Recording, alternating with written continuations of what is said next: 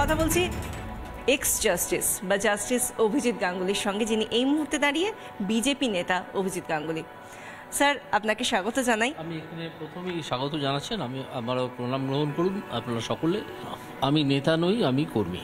নেতা হতে সময় লাগে, আন্দোলন প্রয়োজন হয়, আন্দোলনের নেতৃত্ব দেওয়ার প্রয়োজন হয়, তবে তো সে নেতা। আপনি কি পরিবারতন্ত্র দিয়ে খোঁচা দিচ্ছেন? পরিবারতন্ত্রের ব্যাপার আছে। রাহুল গান্ধীকে দেখুন না, রাহুল গান্ধীকে দেখুন না, কি কোন আন্দোলনে উনি নেতৃত্ব দিয়েছেন? কোন আন্দোলনে উনি অংশগ্রহণ করেছেন? প্রভাবশালী নেতা এরকম মনে পড়ছে পরিবারতন্ত্র যাকে ব্যাকিং করছে। রাজনীতির কথা বলছেন? রাজনৈতিক একদম না, ক্রিকেট দলের নেতা। রাজনীতি, রাজনীতিতে কোথায়? রাজনীতিতে নেতা কোথায়? নেত্রী আছেন একজন, মমতা বন্দ্যোপাধ্যায়। হ্যাঁ, নেতা আছেন, ববি হাকিম আছেন, তারপর তাপস রায় ছিলেন, সত্যি তারা নেতা। আর কি, আর তো কেউ নেই। আপনি আপনি এতজনের কথা বললেন, কিন্তু আপনি কি কোনোভাবে নতুন প্রজন্ম বিরোধী? মানে অভিষেক বন্দ্যোপাধ্যায়ের নাম কেন বলছেন না? সে কে ভাই? সে কে? তৃণমূল কংগ্রেসের সর্বভারতীয় সাধারণ সম্পাদক, তাকে এবং ব্রিগেডের জনগর্জন। 800টা কখনো পাখি হয়? একটা লোকাল দলের সর্বভারতীয়। আপনি একটু ভালো করে ভেবে দেখুন, একটা লোকাল দলের তো সর্বভারতীয় হয় বলে আমি কখনো শুনিনি। অবশ্য যারা ক্রমাগত অসত্য ভাষণ করতে তারা এরকম কিছু বলতে পারেন, মানে সেই রাজনৈতিক দলের লোকেরা একটা আঞ্চলিক দলকে সর্বভারতীয় বলে দিতে পারেন, আঞ্চলিক দলের সর্বভারতীয় অমুক, সর্বভারতীয় তমুক, এসব বলতে পারেন। কিন্তু সেই ব্যক্তিটি কে আমি চিনি না। মানে আপনি এই ব্যক্তি যার নামও আপনি মুখে নিতে চাইছেন না, সেই ব্যক্তিকে নিয়ে আপনি কোনো রকম ভাবে এতটুকু কথাও বলতে রাজি নন? এই ব্যক্তিটি আমি তাকে রিকগনাইজই করছি না। নাম মুখে নেওয়া তো অনেক পরের কথা, আমি রিকগনাইজই করতে পারছি না যে কে সে। আমি বুঝতে পারছি না। সুতরাং এরকম কোনো নাম সম্বন্ধে আমার অজ্ঞানতা সম্পূর্ণ অজ্ঞানতা আছে। এই সম্পর্কে প্রশ্ন করে আপনি আমার থেকে কোনো উত্তর পাবেন না। আচ্ছা, আরেকটা বিষয়, আমরা মমতা বন্দ্যোপাধ্যায়ের কথা আপনি বললেন। মমতা বন্দ্যোপাধ্যায় কিছুদিন আগে, শিবরাত্রির ঠিক আগের দিন যখন র্যালি করলেন, সেই সময় বললেন আপনার নাম না করে বললেন বিজেপি বাবু।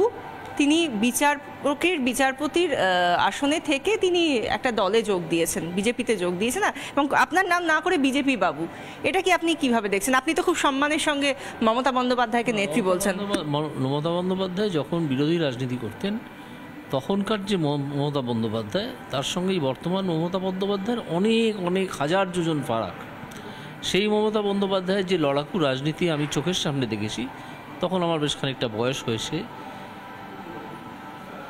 মৃত্যুমুখে চলে গিয়েছিলেন, সেখান থেকে ফিরে এসে তারপরেও বিরোধিতার লড়াই ছাড়েননি, সংহত করেছেন নিজের শক্তিকে করে। তারপর সিপিএমের মতো একটা ওয়েল অর্গানাইজড দল, তাকে একেবারে ধ্বংস করে দিয়েছেন। আজকে তারা শূন্য। ওদের কুণাল ঘোষের কথায় বলতে হলে শূন্য থেকে মহাশূন্যের দিকে যাচ্ছে। তো এই মমতা বন্দ্যোপাধ্যায়কে আমার ভালো লাগে, আমি প্রশংসা করি, আমি শ্রদ্ধা করি। কিন্তু আজকের যে ক্ষমতায় আসার পরের যে মমতা বন্দ্যোপাধ্যায়, তিনি প্রশাসনে এসে যদি কোনো মার্কিং সিস্টেম থাকে, তাহলে আমার হাতে শূন্য পাবেন। এক মঞ্চে যখন প্রধানমন্ত্রী আর আপনাকে দেখা গেল, মনে হলো যেন এটাই বোধহয় এতদিন ধরে অপেক্ষা ছিল। আপনি বলেছেন দুর্নীতিবাজরা সাবধান, আর প্রধানমন্ত্রী বলেছেন না খাউঙ্গা না খানে দুঙ্গা, দুর্নীতির বিরুদ্ধে এক যোগের লড়াই। তো সেই জায়গা থেকে আপনি বলছেন বারবার আপনি এই দুর্নীতিকে সরাতে হবে, দুর্নীতি মুক্ত করতে হবে, দূর করতে হবে। সম্পূর্ণ দূর করা না গেলেও একটা অ্যালাউয়েবল লিমিট থাকে সব কিছুরই। দুর্নীতিরও হয়তো একটা অ্যালাউয়েবল লিমিট আছে। কিন্তু এখন যেটা হচ্ছে, এখন দুর্নীতি ছাড়া অন্য কিছু হচ্ছে না। দুর্নীতি ছাড়া অন্য কিছু হচ্ছে না। আপনি যে কোনো একটা কাজ করাতে যান, যে কাজটা আগে আমি বামফ্রন্ট সরকার বলবো কোনো পয়সা টয়সা লাগতো এমনিই করে দিত, এখন সেখানেও আপনি দেখবেন 10,000 20,000 টাকা লাগছে। বামফ্রন্ট সরকার তো এদের চেয়ে অনেক ভালো ছিল। এই যে আপনি বলছেন যে টাকা পয়সা বা কাটমানির বিষয়টা চলে আসছে, এটা তো শুধুমাত্র রাজনৈতিক নেতারা যারা তাদের মধ্যে নয়, এটা তো আমরা দেখতে পাচ্ছি কোথাও সিস্টেমের মধ্যে কারাপশন ঢুকে গিয়েছে। তো সেই জায়গা থেকে যদি বলি, আমরা যারা আধিকারিক রয়েছেন, আমলা রয়েছেন, এটা কি তাদের মধ্যেও গেড়ে বসেছে বলা যায়? নিশ্চয়ই অনেক আধিকারিক আমলার মধ্যে গেড়ে বসেছে বলেই আমার মনে হয়েছে। শুধু মনে হয়েছে কেন, মানুষের অভিজ্ঞতাও তাই। ঠিক আছে, সেটাকে নিয়ন্ত্রণ করা যায়। আপনি বলছেন দুর্নীতি কমবে, দুর্নীতি কমে যেতে বাধ্য, কিন্তু দেখুন, বাইরে থেকে বলা আর রাজনীতির ময়দানে এসে সেটাকে বাস্তবায়নের পথে নিয়ে যাওয়া সেই অনেকটা সেরকম না যে অম্বিকা ঘোষালের কাছে গিয়ে ফেলুদা বলছেন আপনি হয়তো অনেক ডিটেকটিভ গল্প পড়তে পারেন, বই পড়তে পারেন, কিন্তু আমি নিজে ডিটেকটিভ। একটা পার্থক্য তো থেকে যায় এখানে, এই যে বলাটা। এটা আপনি ঠিকই বলেছেন, পার্থক্য থাকে। কিন্তু এখন আপনার মনে হতে পারে যে সৎ রাজনীতিক কথাটা একটা অক্সিমোরন, এরকম হয় না। এটা বাস্তবে হয় না, কিন্তু আমি মনে করি যে এটা হয়। আপনি তো নরেন্দ্র মোদী তো গত 10 বছর এই চালাচ্ছেন, দেশটাই চালাচ্ছেন। একটাও অভিযোগ আছে তার বিরুদ্ধে? কোনো করাপশনের অভিযোগ আছে তার সরকারের বিরুদ্ধে? একটা কি অভিযোগ এনেছিল, সেও দাঁড়ায়নি। রাফেল না কি একটা, দাঁড়ায়নি। তো এরকম তো আমাদের চোখের সামনে হচ্ছে। নরেন্দ্র মোদী তো দেখিয়ে দিচ্ছেন। সেই জন্যই কি আজকে যখন স্টেজে আপনি নরেন্দ্র মোদীকে দেখলেন, তার হাতটা ধরে আপনি চোখের ওপর নিলেন? আমরা কখনো অভিজিৎ গাঙ্গুলিকে আমরা কখনো মাথা নত করতে দেখিনি। কপালটা এই মানুষটার কাছে, কপালটা ছোঁয়ালাম। আমি দেখে, নরেন্দ্র মোদীকে দেখে, যে ওনাকে সবসময় ছবিতে বা টেলিভিশনে দেখেছি। ইনফ্যাক্ট এর আগে আমি কোনো প্রধানমন্ত্রীকেই চোখে দেখিনি। ইন্দিরা গান্ধী বলুন, বা ইন্দিরা গান্ধী দেখে আমার মনে আছে, আমার এখনও পর্যন্ত মনে হয় ভারতবর্ষের লাল বাহাদুর শাস্ত্রীর পরে শ্রেষ্ঠ প্রধানমন্ত্রী। কালকার নাম করলাম না, আপনি নিশ্চয়ই বুঝতে পারলেন। খুব মানে আমি জানি না, এই যে কথাটা বললাম যে পলিটিক্সের নতুন, কিন্তু পলিটিক্সের সাউন্ড হলে বোধহয় এরকম সাটল কথা বলা যায়, এরকম সাজেস্টিভ কথা বলা যায়, যে অনেক কিছুই বললাম না, যতটুকু বললাম তার মধ্যে দিয়ে না বলা কথাগুলো বেরিয়ে এলো। তো সেই জায়গা থেকে আরেকটা বিষয় আপনার কাছ থেকে জানতে চাইবো। আজকে মোদিজি এটা গত সভাতেও বলেছেন, আজকেও বলেছেন যে আমার কোনো পরিবার নেই, আমার গোটা ভারতবাসী, 140 কোটি ভারতবাসী আমার পরিবার, কিন্তু যারা পরিবারকে এগিয়ে নিয়ে যাওয়ার জন্য রাজনীতি করে তাদের আমি দেখিয়ে দেবো কিভাবে সেই পরিবার ধূলিসাৎ করতে হয়, কিভাবে সেই পরিবারতন্ত্রের দুর্নীতি ধূলিসাৎ করতে হয়। আমি 200% এটার সঙ্গে থাকতে চাই। একটি পরিবারতান্ত্রিক দল ভারতবর্ষের যে সর্বনাশ 1947 সাল থেকে করে গেছে, তার কোনো তুলনা হবে না। অতুলনীয় ক্ষতি করে গেছে ভারতবর্ষের। এখন প্রথম প্রধানমন্ত্রীর অনেক গুণগ্রাহী এখনও আছেন। সেদিন একজন বামপন্থী আমাকে বলছিলেন, খুবই ইন্টেলেকচুয়াল, যে নেহেরুর তো কবি হওয়ার কথা ছিল, তিনি কেন প্রধানমন্ত্রী হতে গেলেন? আমি আর কিছু বললাম না, একটু অবাকই হলাম যে নেহেরুর আমলে যে ইন্ডিয়ান ন্যাশনাল আর্মি বা আজাদ হিন্দ ফৌজের 80,000 কোটি টাকা একেবারে হাওয়া হয়ে গেল, সেটা কোথায় গেল? তার দুর্নীতিটা কেন এখনো পর্যন্ত উদ্ঘাটিত হলো না বা তদন্ত হলো না? টাকাটা কিভাবে সার্কিটাস ওয়েতে ভারতবর্ষে এসে পৌঁছেছিল তার সম্পূর্ণ খবর আপনারা পাবেন। চক্রবুহে নেতাজি বলে একটা বই লিখেছেন কেশব ভট্টাচার্য বলে একজন ফরওয়ার্ড ব্লকের কর্মী এখন, এবং তিনি হাইকোর্টের আইনজীবীও বটে। সেই বইটা যদি পড়েন, ইংরেজি ভার্সানও আছে, বাংলা ভার্সানও আছে। আমি বাংলা ভার্সানটা পড়েছি। সেখানে একেবারে তথ্য দিয়ে ডকুমেন্ট দিয়ে দেখানো আছে যে টাকা কীভাবে ঘুরতে বোধহয় ইন্ডিয়ার সিন্ডিকেট ব্যাংকে এলো, এবং কে আনলেন, কোন আমলাকে নিযুক্ত করা হয়েছিল তার জন্যে। এই জন্যই কি সুভাষ বোসকে আর খুঁজে পাওয়া গেল না? হতে পারে, এটাও হতে পারে। আপনি তো অনেক বড় একটা প্রশ্ন করলেন, অনেক বড় প্রশ্ন তো তুলতেই হবে। সুভাষচন্দ্র বোস, একটা কথা, সুভাষচন্দ্র বোস বলে একটা জিনিস, একটা মানুষ, এটা যে সে নয়, এটা সুভাষচন্দ্র বোস। পরপর অনেকগুলো জিনিস দেখলাম, একটা কলমের খোঁচা, শাসক দলের বিধায়ক, মন্ত্রী, নেতা সবাই গারদে, শিক্ষা দফতর কার্যত গারদে। এইটা আমরা দেখতে পেলাম, নতুন আশার সঞ্চারিত হলো। এবার বাংলার মানুষ সেই আশায় ভর করে এগিয়ে যাচ্ছে। অনেক স্বপ্ন বুনতে সাহায্য করেছেন আপনি, আপনার কাঁধে তো অনেক দায়িত্ব। না, যদি সেই দায়িত্ব পালন করার দায়িত্ব আমাকে দেওয়া হয়, তাহলে নিশ্চয়ই আমি আপ্রাণ চেষ্টা করব। আপ্রাণ শব্দের অর্থ প্রাণ দিয়েও চেষ্টা করব। কতটা সফল হব আমি এক্ষুনি জানি না, তবে আমি কিন্তু খুব কঠোর ব্যবস্থা নিতে ভালোবাসি। যারা দুর্নীতিগ্রস্ত, তাদের যারা আমার চোখের সামনে পড়বেন, চোখে ধরা পড়বেন, সে যে কোনো জায়গাতেই হোক, তাদের কিন্তু কপালে দুঃখ আছে, কপালে। খুব প্রভাবশালী হলেও খুব প্রভাবশালী হলেও নাড়িয়ে দেওয়া যায়, খুব প্রভাবশালী হলেও তাকে নাড়িয়ে দেওয়া যায়, বুঝেছেন? হয়তো তাকে বঙ্গোপসাগরে ছুঁড়ে ফেলা যায় না, কিন্তু নাড়িয়ে দেওয়া যায়। আপনি কোন আসন থেকে দাঁড়াচ্ছেন এখনো পর্যন্ত? জানি এখনো পর্যন্ত সেই ঘোষণা হয়নি, আমাকে কোনো আসনে দাঁড়াতে বলা হবে কিনা আমার দলের তরফ থেকে, সেটাও আমি এখনও জানি না। আগে ঘোষণা হোক, তারপরে ওগুলো নিয়ে ভাববো। তমলুকে নাকি দেওয়াল লেখন হচ্ছে। সেই তো অনেক জায়গায় ওরকম হয়, ওটা তো কিছু ব্যাপার নয়। কোনো উৎসাহী অতি উৎসাহী মানুষ হয়তো লিখে ফেলেছেন যে আমাকে ভালোবাসেন, তো আমার সেই ভালোবাসাটুকু আমার ভালো লেগেছে, কিন্তু দেয়াল লেখাটুকু সেটা তিনি তার মতো করে করেছেন, তো কোনো ঘোষণা তো হয়নি এখনো পর্যন্ত, তাই না? আপনি সৈনিক না নেতা? সৈনিক, সবসময় সৈনিক, নেতা নই, নেতা নই, এখনো পর্যন্ত নই।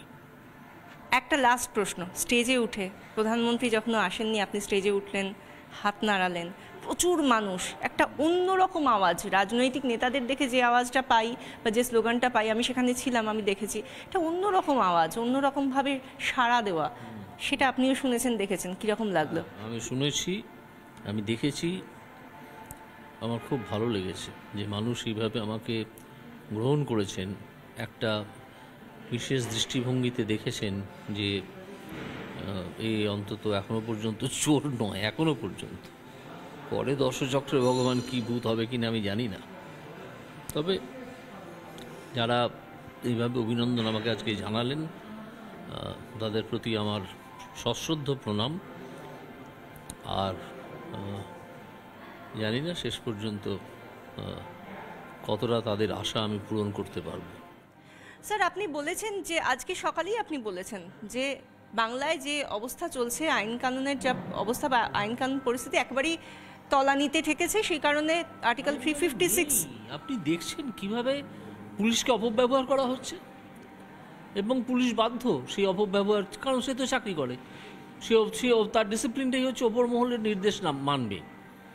যে জায়গায় পৌঁছেছে আপনি ভাবতে পারেন, একজন সম্পাদককে সন্দেশখালি নিয়ে দুম করে একটা নোটিশ দিয়ে দেওয়া হলো, একজন ছেলেকে, আপনাদেরই চ্যানেলের একটি ছেলেকে তাকে গ্রেপ্তার করে ফেলা হলো, সাংবাদিক, সে কি দোষ করেছে? এটা এটা এরা মনে রাখে না, মানে অনেকেই মনে রাখে না, এরা তো রাখবেই না, এরা তো একটা অর্ধশিক্ষিত অশিক্ষিতের দল, যে দূত অবদ্ধ। সাংবাদিককে মনে করতে হবে সাধারণ মানুষ এবং রাজনৈতিক দল বা অন্য কোনো ইভেন্ট, তার মধ্যেকার দূত, তিনি একটা খবর পৌঁছে দিচ্ছেন, তার উপর রাগ করা যায় না, তার উপর তাকে দোষ দেওয়া যায় না। অ্যারেস্ট তো অনেক দূরের কথা, তাই না? এই সব যারা করে কোন জায়গায় পৌঁছেছে বুঝতেই পারছেন। সন্দেশখালি দেখুন, সন্দেশখালিতে গত 11 বছর ধরে এইসব ঘটে যাচ্ছে, তিনি নাকি জানেন না, তিনি নাকি জানেন না, জানেন না। তো এত অপদার্থ যিনি এত জানেন না, একজন মুখ্যমন্ত্রী, এত অপদার্থ লোক ক্ষমতায় থাকবে কেন? 356 কনস্টিটিউশনাল মেশিনারি ভেঙে পড়েছে বলে আমি মনে করি। যেভাবে বিচারপতিদের আক্রমণ করা হলো সেটাই তো যথেষ্ট প্রমাণ। আমাকেও করা হয়েছিল, জাস্টিস মান্থাকে করা হয়েছে, জাস্টিস ভয় দেখানোর জন্য জাস্টিস অমৃতা সিনহাকে করা হয়েছে। সুতরাং এ তো একেবারে 356-এর একেবারে উপযুক্ত অবস্থা। মানে বাংলায় এই মুহূর্তে রাষ্ট্রপতি শাসন জারি ছাড়া আর কোনোভাবে আইন কানুন ব্যবস্থাকে রেস্টোর করার আর কোনো জায়গা নেই। কীভাবে হবে? এদের হাতে তো হবে না, এরা তো দুর্বৃত্ত, তাই না? এরাই তো সেই খারাপ কাজগুলো করে, এবং পুলিশ তাদেরকে ছোঁয় না।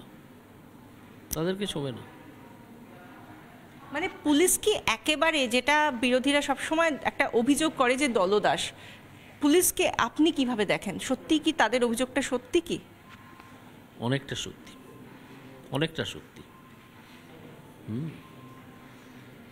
পুলিশ দলদাস হয়ে যেতে বাধ্য, কী করবেন? পুলিশ, আমাদের কলকাতা পুলিশ বা বেঙ্গল পুলিশে এত সব ইন্টেলিজেন্ট পারসনস আছেন, তাদের পক্ষে কোনো একটা তদন্ত বা একটা রহস্য ধরে ফেলা, উদ্ঘাটিত করা সামান্য কাজ, কিছুই না। তারা এত ওয়েল ইকুইপড সব ব্যাপারে।